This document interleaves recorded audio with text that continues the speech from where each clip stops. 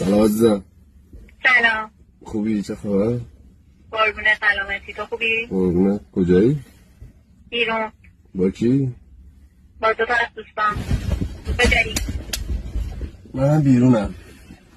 با کی؟ با 2 تا از دوستانم.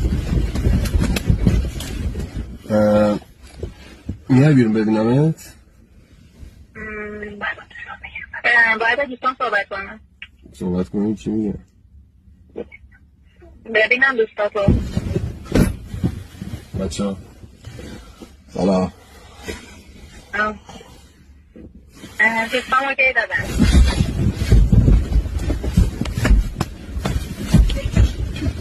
اوکی. مسئول اینا بیارم؟ آره بیا.